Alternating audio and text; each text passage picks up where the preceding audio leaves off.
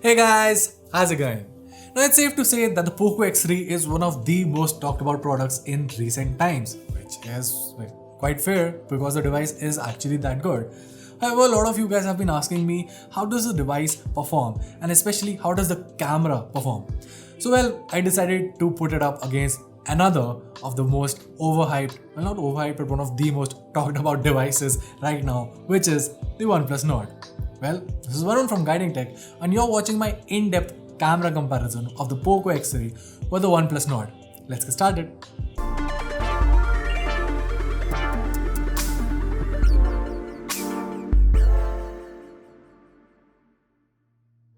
Kicking things off in the daylight segment, you can see that both the shots offer really good results. Now while OnePlus goes for a more natural tone, POCO, well in pure POCO fashion, goes for a tad bit of saturation here. That said, the noteworthy point here is the fact that the level of saturation here is quite controlled. I mean the POCO X2 used to oversaturate images quite a lot, whereas the X3 has things pretty much in control and add on to the appealing factor. Now the story remains the same in this next shot where POCO has very slight saturations of the red and a slight boost in terms of the contrast. However, the critical part here is that the pixel binning of the 64 megapixel sensor helps in pushing out a more sharper and crisper image. Now of course OnePlus still has a better HDR and it balances out everything evenly, but POCO's focus on the primary subject, well, it makes a more preferable shot in my opinion. Now the idea of contrast continues in this next shot where POCO goes for a darker contrast and boosted reds, while OnePlus's shot is more natural and raw. Personally, if I was to manually edit my images, which I usually do, I would prefer the OnePlus Nord's shot here, but I can totally see why most casual users would opt for the POCO X3. So far POCO has been gaining the points, the OnePlus Nord gets the credit when it comes to HDR processing. The Nord easily outshines the POCO X3 when it comes to maintaining the natural color profile, while also highlighting both the subject and the background evenly. Now there's no compromise on the details whatsoever. The Nord's HDR shot is not only color accurate and easy to edit, but is also more appealing right out of the box without having to do any sort of modifications. Lastly, to get a full idea of the levels of saturation offered, well, we have this orange flower here. The POCO X3 sticks to its roots and, well, if you give it a surrounding like this, it will go for a very warm and saturated image. Yes, it's still a little toned down as compared to the POCO X2, but even then you can tell that the image is saturated, something that is not the case with the OnePlus Nord, and well, I personally like the Nord's shot here. Now it's safe to say that some of you guys might not agree with my analysis and that's fine, which is why we at Guiding Tech never push out just random opinions. In fact, we provide a direct download link to all of the images straight from the phone and you can download them easily in the full resolution and do a thorough analysis of your own. The comment section is yours. Do a thorough analysis and comment down below whether you agree with me or not. We at Guiding Tech never do any sort of paid reviews or comparisons. So yeah, whatever I'm talking right now is my analysis of my usage of the shots that I personally took. So yeah, obviously you're free to judge on your own. So once again, just go ahead, download images as per your liking, do a thorough analysis and feel free to let me know what you guys think of all these shots. Now moving on to the normal and ultra wide sensor, let's take a look at the primary shot.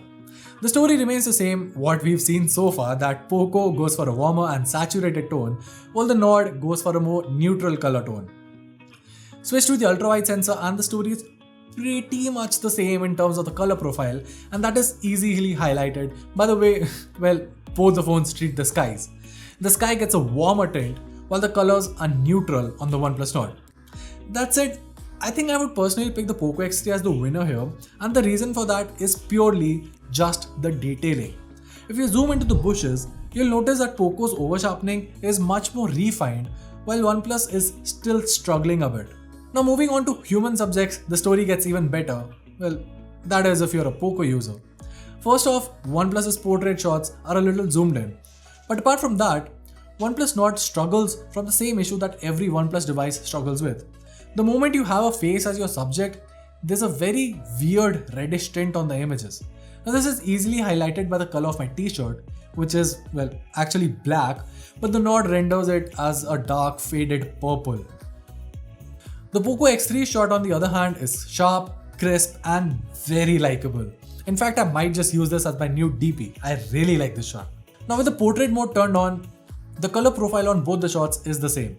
The edge detection on both the phones is at par, but the sharpness of the POCO shot in itself makes the subject stand out a bit better, which makes it appear like a better shot. Also, it's worth highlighting that the X3 was able to handle the lens flaring much better than the OnePlus Nord, so there's that. But then again, that's a very restricted use case and your mileage may vary. So I'm not gonna push out for this and say that POCO is better or something and OnePlus Nord struggles or something. But yeah, in this very specific shot, this was the result that we got. Now moving on to rear video, well, this was quite surprising. Take a look. Hey guys, so I'm recording 1080p 30fps footage with the OnePlus Nord on my left and the POCO X3 on my right. Both the phones have their super steady and stability mode, whatever they want to call it, whatever tech jargon they want to use it. Whatever those modes are, they are turned on. Now I'm walking around in the park and in terms of stabilization, oh dude, I have to say, while panning the camera around, POCO feels really stable. Okay, this is really surprising. I was expecting the Nord to win this one, but POCO's footage seems way more crisp. Okay, now this is really good. Now, obviously, once I see this on my desk, things could be different, but right from what I'm shooting right now, apart from the colors, POCO's footage seems to be at a better level as compared to the OnePlus Nord. Quite interesting, but let's see what the final results will show later on. Now it's safe to say that POCO's EIS shot looks surprisingly more stable than OnePlus Nord's OIS shot, which I know sounds weird, but well, that's just what it was.